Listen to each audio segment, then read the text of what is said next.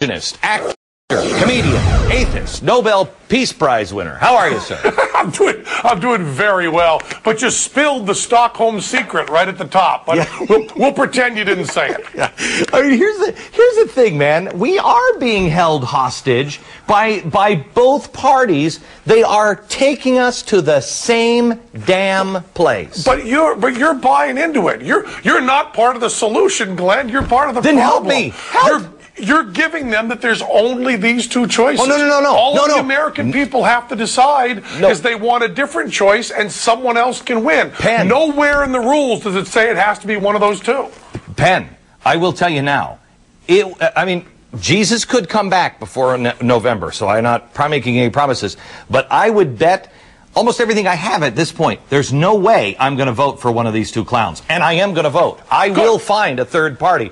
But I haven't found my guy yet. Have you? Well, you know, Bob Barr came to our show out here in Vegas the other night, and he was wonderful to talk to, and he's closer. At least he actually wants smaller government, right? And maybe that's all you need. And Ron Paul was also there with that, right? You know, he may be the guy I end up voting for. I'm not a fan of some of the stuff that he does, but you know what? Look, I don't need the perfect candidate. I just need somebody. Usually, in the last election, I was a one point guy. I needed you to understand what the world was facing with Islamic terror, but I can't do it now. You've got Russia, you've got Iran, you've got Islamic radicals. You're tanking the dollar. Our economy is on the edge.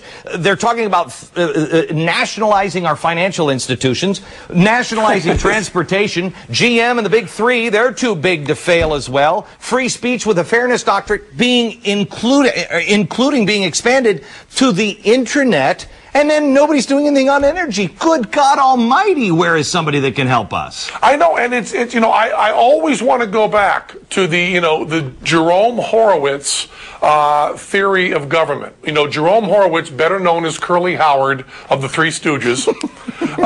Jerome Horowitz would be given a choice. Mo Howard would say to him, pick two, and hold out his fingers.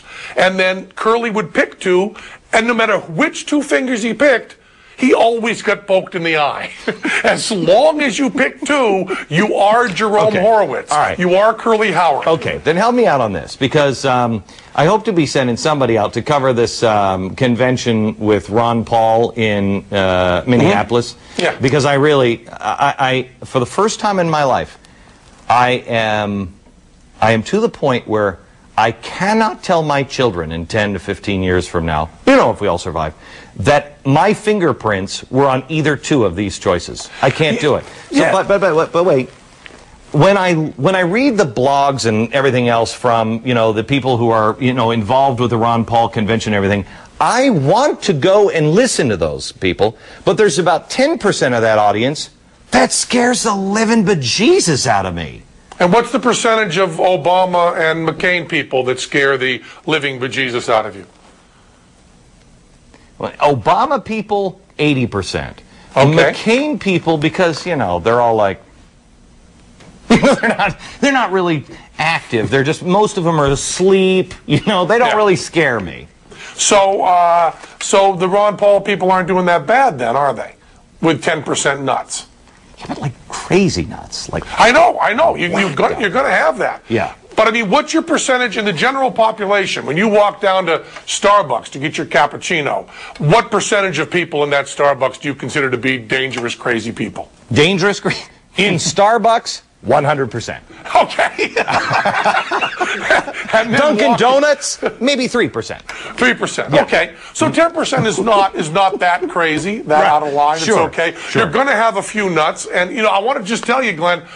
Every night at the show in Vegas, people come up to me and talk about me going on your show. Yeah. And I think to many people, you and I might be in that 10%. Oh, no. Oh, no. The people on Glenn Beck show, man. You guys are nuts. I know that. I know. I walk into Starbucks and everybody's like, oh, I'm really uncomfortable now. I mean, I know my place in the world. Okay, yeah. As long as you know that when you look at those blogger nuts, they're looking right back at you, is what I'm saying. Okay. So I think you have to go, you know, the best thing about Obama was the lack of cynicism. The fact that I actually had friends.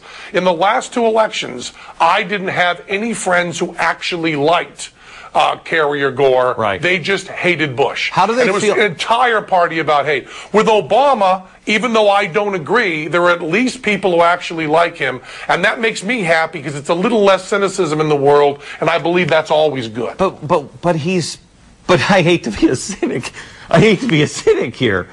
But have you listened to what he's saying? I mean, I know you are a small government guy. When you get down to the nuts and bolts of what he's talking about, good God Almighty, you want to talk about change? Hey, communism is a change.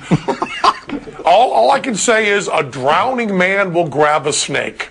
I was just trying to find one little good thing about that. You don't have to convince me that we should not go bigger government and more, because when we get down to smaller government, you know, I'm going to want to go smaller than you. When we actually get a libertarian in office and the whole thing goes smaller and smaller and smaller, you know, I end up having a discussion where you say to me, do you really want to get rid of public schools? Right. And I go, yeah, Glenn, I really do. Oh, no, Penn, I'm with you on that. Okay, I really am. good. You know what? I'd like to have you back because I'd like to have a conversation on this very thing again because I think we just differ on how small the government. I'm a little closer, I think, to our founding fathers, or at least some of them that said just to the point before it collapses. Well, I have a feeling you're at the collapse. You and I will get to that point, and then I'll argue for anarcho-capitalism. Okay, but I'll probably lose. Okay, and that's yes. fine. Wow.